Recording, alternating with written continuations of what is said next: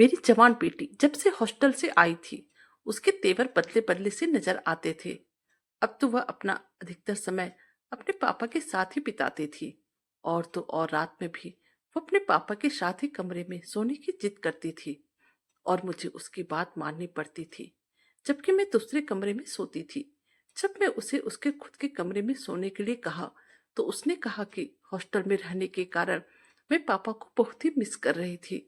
मैं उनसे रात भर बातें करते रहती हूँ और कोई बात नहीं है, लेकिन कुछ दिनों से आधी रात को कमरे से चीखने और चिल्लाने की आवाज आने लगी थी। दिन में भी मैं अपने पति को अपनी बेटी के साथ अजीब हरकत करते हुए देखकर आश्चर्यचकित हो रही थी। और फिर एक दिन आधी रात को मैं अचानक से उन दोनों के कमरे में चली गई। फिर मेरे सामने जो हकीकत आई, उसे देखकर मेरे होश उड़ गए और मेरे सुनने समझने की शक्ति खत्म हो गई। मैंने देखा कि मेरे पति मेरी बेटी को, मैं एक शादीशुदा औरत हूँ। मेरी एक बेटी है जिसका नाम शिल्पा है। मैं अपने परिवार में बहुत ही खुश हूँ। मेरी बेटी अब मेरे पास नहीं रहती है, बल्कि वह हॉस्टल में रहकर अपनी पढ़ाई कर रही थी। मैं अपनी बेटी को एक डॉक्टर बनाना चाहती हूँ और यह भी चाहती हूँ कि मेरी बेटी पढ़ लिख कर एक डॉक्टर के साथ साथ एक अच्छा इंसान भी बने। बेटी के हॉस्टल चले जाने के बाद घर में सिर्फ मैं और मेरे पति ही रह गए थे। हम दोनों को अपनी बेटी बहुत ही याद आती थी, लेकिन उसका भविष्य बनाना था, इसलिए हम लोगों ने दिल पर पत्थर रखकर अपनी बेटी को उच्च शिक्षा के लिए दूसरे शहर में भेजा था। मेरी बेटी का नाम शिल्पा है और हम उसे प्यार से सुमी कहकर बुलाती हूँ। सुमी हमारी इकलौती बेटी है। अभी उसकी उम्र 21 साल है। सुमी घर से बाहर हॉस्टल में रहकर शहर में पढ़ाई करती थी। गर्मी की छुट्टियों में जब वह कुछ दिनों के लिए घर आई, वो बहुत ही उदास नजर आ रही थी। आज सुमी लगभग साल भर के बाद घर आई थी।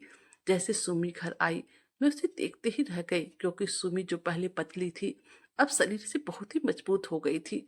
मैं हमेशा दूसरों के मुंह से सुना करती थी, हॉस्टल में रहने वाले बच्चों की तबीयत हमेशा ही खराब रहती है। लेकिन जैसे ही मैंने इतने दिन के बाद अपनी बेटी को देखा, मुझे तो उसके स्वास्थ्य में काफी सुधार दिख रहा था। मैंने मुस्कुराकर अपनी बेटी का स्वागत किया और उससे कहा, बेटी तुम्हारी सेहत में बहुत ही सुधार हो गया है।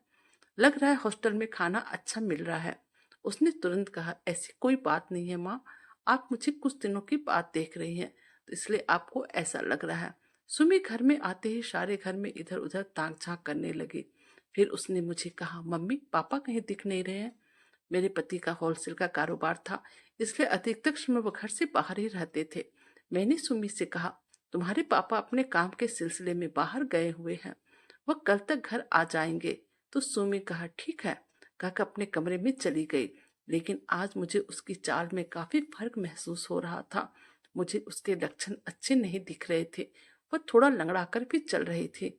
मैंने उससे पूछा, तुम लंगड़ा कर क्यों चल रही हो? तब उसने कहा, वह माँ मेरे पैर में चोट लग गई है, इसलिए मुझे चलने में परेशानी हो रही है। अब क्या आप मुझसे प्रश्न ही करती रहोगी या मुझे फ्रेश भी होने दोगी? आप कितने प्रश्न पूछती हो, कहकर सुमी बाथरूम चली गई। कुछ ही देर बाद जब वह फ्रेश होकर बाहर आई, तब उस वक्त हम दोनों ने साथ में बैठकर चाय पी। अगली सुबह जब सुमी के पापा घर आए, तब सुमी ने जैसे ही अपने पापा को देखा, दौड़ के उनके पास पहुंच गई और उन्हें जोर से काफी देर तक गले लगाए खड़े रही। सुमी ने कई महीनों के बाद अपने पापा को देखा था, इसलिए मुझे लगा कि यह ऐसा कर रही है। उसने लंबे समय तक अपने पापा को नहीं छोड़ा, बल्कि उनके गले लगती रही। मैंने बीच बचाव किया और उसको अपने पति से अलग कर दिया। अपने पापा से मिलने की सुमी के आंखों में आंसू आ गए थे। कुछ ही देर बाद सुमी अपने पापा के कमरे में बातचीत करने चली गई। मैंने रात का खाना बनाया। तब तक सुमी अपने पापा के साथ कमरे में बैठकर बातें ही कर रही थी। खाना बनाने के बाद मैं दोनों को खाना खाने के लिए बुलाया और फिर जब हम लोगों ने साथ में बैठकर खाना खा लिया, तब मैंने सुमी को कहा कि मैंने तुम्हारा कमरा अच्छे से साफ कर दिया है, तुम जाओ अब जाकर सो जाओ, क्योंकि ट्रेवलिंग के कारण तुम काफी थक गई होगी। मेरी बात सुनने के बाद सुमी मुझसे कहने लगी, मम्मी मैं काफी दिनों के बाद हॉस्टल से घर आई हूँ और मुझे अभी पापा से बहुत ही सारी बातें करनी है। आप एक काम करो, आज आप मेरे कमरे में सो जाओ, क्योंकि मैं आज आपके कमरे में पापा के साथ खूब बातें करना चाहता हूँ। अब लड़की जिद्दी हो गई थी। बेबस होकर मैं उसके कमरे में सोने के लिए चली गई। और अब सुमी मेरे कमरे के अंदर जाकर बेड पर बैठकर अपने पापा के साथ बातें करने लगी। मुझे सुमी के कमरे में नींद नहीं आ रही थी क्योंकि मुझे अपने पति के साथ सोने की आदत थी। ऐसे पहली बार हुआ था जब मैं अकेले सुमी के कमरे में सो रही थी। नींद तो मुझे आ नहीं रही थी। फिर मैं सुमी के बारे में सोचने लगी कि ना जाने सुमी को अपने पापा से इतना ज्यादा लगाव कब से हो गया, क्योंकि जहां तक मुझे याद था सुमी कभी भी अपने पापा के साथ ज्यादा बातें नहीं किया करती थी, बल्कि वो अपनी सारी बातें मेरे साथ शेयर करती थी। और वैसे भी जवान लड़कियां अधिकतर अपनी माँ के करीब होती है, लेकिन यहाँ पर सुमी ना जाने अकेले में अपने पापा के साथ क्या बातें कर रही थी। यही सब सोचते सोचते ना जाने कब मुझे नींद लग गई, पता ही नहीं चला। सुबह के समय 4 बजे अचानक मेरी नींद खुली तो मुझे अपने कमरे, जिसमें कि पहले मैं सोया करती थी और आज सुमी सोई थी, कुछ अजीब अजीब आवाज सुनाई देने लगी। यह कैसी आवाज थी, मैं मन ही मन सोचने लगी। और फिर मैं बिना किसी शंका को उठकर सीधे अपने पति वाले कमरे की ओर चली गई, क्योंकि आवाज उसी कमरे से आ रही थी। तभी मैंने देखा कि मेरे पति के कमरे की लाइट जल रही थी। अब मैं सुमी को चिल्लाते हुए भी सुन सकती थी। पहले आवाज धीमी थी, लेकिन अचानक वह आवाज तेज होने लगी थी। अब उस आवाज ने मेरे दिल की धड़कन को तेज कर दिया था। मैं उसके कमरे के पास चली गई क्योंकि मैं सुमी को एक बार देखना चाहती थी। लेकिन जब मैं उस कमरे के दरवाजे के पास गई, गलती से मेरा हाथ दरवाजे से टकरा गया। और फिर जैसे मैंने दरवाजा खटखटाया, सुमी की आवाज बंद हो गई और उस कमरे की लाइट भी बंद कर दी गई। मैं जानना चाहती थी कि आखिर सुमी क्यों चिल्ला रही थी, आखिर उस कमरे के अंदर क्या हो रहा था। फिर मुझे अचानक यह लगा कि यह सब कहीं मेरा भ्रम तो नहीं है। लगता है कि मैं कुछ ज्यादा ही सुमी के बारे में सोचने लगी हूँ। लेकिन मुझे कुछ तो महसूस हुआ, तभी तो मेरे दिमाग में सब बातें आई। परंतु अभी तो कमरे में एकदम से शांति छाई हुई थी। बत्ती भी नहीं जल रही थी और सुमी की कोई चीखने की आवाज भी नहीं आ रही थी। अब इस बार मैंने आहिस्ता से अपने कमरे का दरवाजा खोला। मैंने यह काम बहुत ही सावधानी पूर्वक किया, क्योंकि मैं नहीं चाहती थी कि सुमी या उसके पापा को मेरे यहाँ होने की जानकारी हो। कमरे का दरवाजा खोलने के बाद जब मैंने कमरे के अंदर झांक कर देखा, तो मैंने देखा कि सुमी और उसके पापा आराम से सो रहे थे। मुझे लगा कि शायद मैं जागते हुए सपना देख रही थी। तब मैं फिर से कमरे में जाकर सो गई। अगले सुबह मैं थोड़ी जल्दी उठ गई थी, क्योंकि मेरे पति को काम के लिए बाहर जाना था। तो मैंने उन्हें जल्दी जल्दी नाश्ता बनाकर दिया और उसके बाद मैं सुमी को जगाने के लिए उसके कमरे में गई। कमरे में जाकर मैंने देखा कि सुमी सोकर उठ चुकी थी और वह लंगड़ा लंगड़ा कर बाथरूम के अंदर चली जा रही थी। उसका चेहरा बिल्कुल ही सूखा लग रहा था। ऐसा लग रहा था जैसे वह कोई भारी काम करके बहुत ही थक गई हो। मैंने उससे कहा, तुम फ्रेश होकर आओ, मैं नाश्ता लगाती हूँ। हमें आज बाजार में खरीदारी करने भी जाना है। चलो आज हम दोनों मिलकर शॉपिंग करने चलते हैं। तब सुमी ने कहा, माँ आज मुझे बहुत ही थकान महसूस हो रही है और मैं बाजार नहीं जाऊंगी। आप अकेले ही बाजार चली जाओ, क्योंकि मैं दोपहर तक आराम करना चाहती हूँ। सुमी के मना करने के बाद मैं घर का कुछ काम निपटाकर बाजार चली गई। करीब 2 घंटे बाद बाजार से लौटकर आने के बाद मैंने चाबी से घर का दरवाजा खोला, क्योंकि मुझे पता था कि सुमी आराम करना चाहती थी और वो अपने कमरे में आराम कर रही होगी। फिर मैंने दरवाजा खोला और हाथ में शॉपिंग बैग लेकर अंदर चली आई। मैं उन फाइलों को एक तरफ रखकर अपने साथ लाई हुई सब्जियों को रखने जैसे ही रसोई घर में जा रही थी, वैसे ही मुझे रसोई घर से कुछ आवाज आई। मुझे लगा कि शायद सुमी पानी पीने के लिए उठी होगी। और फिर जब मैं किचन में गई तो सामने जो नज़ारा देखा, उससे मैं काफी हैरान हो चुकी थी, क्योंकि मैंने देखा कि सुमी अपने हाथों से आटा गूंद रही थी और उसके पापा उसके पीछे खड़े होकर उसे आटा गूंदने में मदद कर रहे थे। मैंने कभी नहीं सोचा था कि मेरा पति अपनी बेटी के साथ ऐसा कुछ कर सकते हैं। वो दोनों बिल्कुल बेखबर लग रहे थे। उन्होंने अपने रिश्तों की सीमाएं नहीं देखी थी। मैं ये देखने के लिए दरवाजे की एक तरफ खड़ी रही कि वास्तव में उन दोनों के साथ क्या हो रहा था। तो मैंने देखा कि सुमी के पापा उससे कह रहे थे कि देखो बेटा, आटा गूंदने का सही तरीका यही है।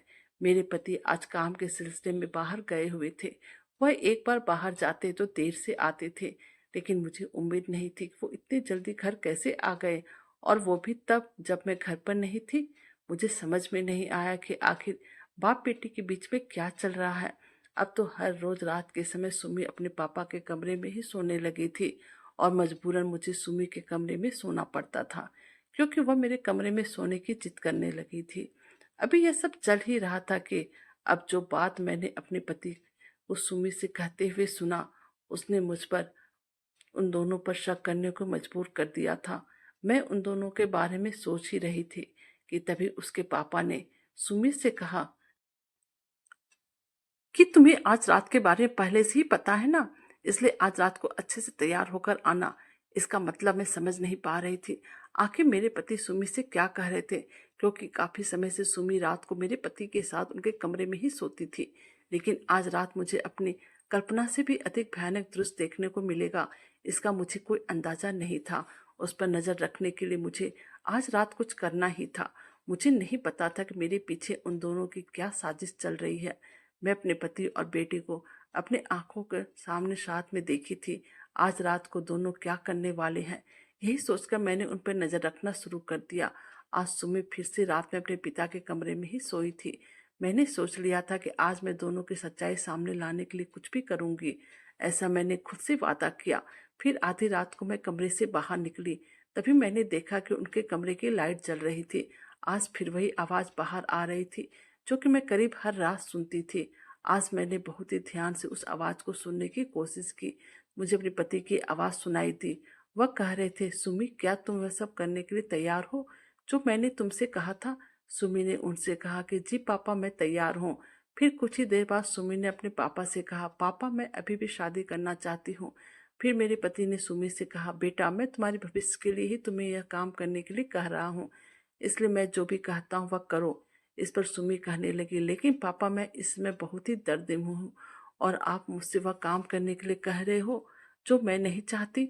मैं उन दोनों की बात बहुत ही ध्यान से बिना किसी तरह का कोई आवाज किए चुपचाप से सुन रही थी। और अब मुझे समझ में आ चुका था इस बंद कमरे में बाप बेटी का रिश्ता नहीं बल्कि कुछ और ही चल रहा था। यह तो पक्का था। तभी मुझे अपने पति की आवाज सुनाई दी। उन्होंने कहा, बेटा जब तुम वह काम करोगे जो मैंने तुम्हें बताया है, तुम्हें अच्छा लगेगा। और अब इस बार सुमी ने भी हाँ में मंजूरी दे दी।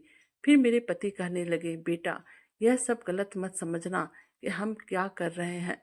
हम इन बातों को अपने तक ही सीमित रखेंगे, जिससे बेटी तुमको भी फायदा होगा और मुझे भी। लेकिन पापा मुझे अभी भी थोड़ा दर्द हो रहा है, जैसे कि मैं सुमी को कहते हुए सुनी। और अब मैं समझ गई यही मौका है इन दोनों को रंगे हाथों पकड़ने का।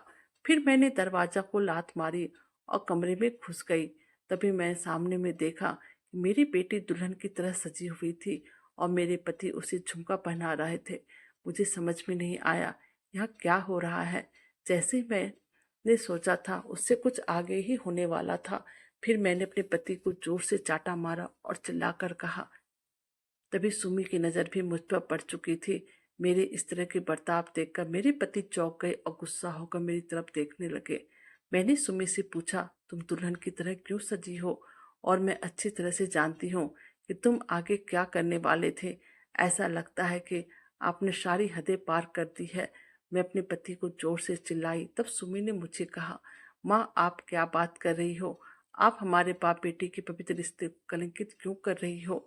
फिर मैंने कहना शुरू किया, कुछ देर पहले तुम दोनों बाप बेटी जो बातें कर रहे थे वह सारी बात मैंने सुन लिया है। और दोपहर को रसोई में क्या हो रहा था वह भी मैंने अपनी आंखों से देखा है।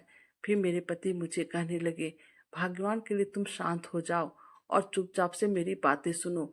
तुमने जो कुछ भी देखा असल में वह वैसा नहीं था जैसा तुम सोच रही हो। तुम्हें पता है हमारी बेटी बहुत ही दर्द से गुजर रही है।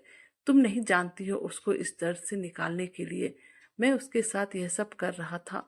कभी उसे खाना बनाने के लिए सिखाता, तो कभी उसे जोर जोर से रो रो कर अपना दिल हल्का करने के लिए कहता था और मैं सिर्फ उसकी मदद कर रहा था। फिर मैं बोली कि अपनी बेटी के साथ अनचाही हरकत करना, इसे मदद करना बोल रहे हो? ऐसी बातें कहते हुए आपको थोड़ी शर्म कैसे महसूस नहीं हुई? ऐसे मेरे पति बोले, तुम कुछ भी नहीं जानती।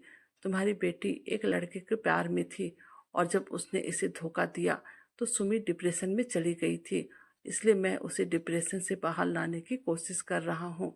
आज भी यह दुल्हन बनकर बैठ गई और उस लड़के के साथ अपनी शादी करने के लिए जिद करने लगी थी। तब मैं उसे समझा रहा था अभी हमारी बेटी बहुत ही नाजुक पलों से गुजर रही थी और उसे मैं इस हालत में बिल्कुल भी अकेला नहीं छोड़ सकती थी, क्योंकि सुमी हमारी इकलौती संतान है। अगर इसमें डिप्रेशन में आकर कुछ कर लिया तो हम लोग क्या करेंगे? यह सुनते ही मैंने चैन की सांस ली। फिर मैं भी अपनी बेटी को इस डिप्रेशन से बाहर निकलने में मदद करने लगी। तो दोस्तों, कभी कभी हमारी आंखों में जो देखती है वह सच नहीं होता है। आंखों का देखा हुआ तो कभी कभी धोखा भी दे जाता है। इसलिए बिना सच्चाई जाने हमें किसी पर भी इल्ज़ाम नहीं लगाना चाहिए। कहानी अच्छी लगे तो प्लीज़ चैनल को लाइक कीजिए, सब्सक्राइब कीजिए और शेयर कीजिए। Thank you.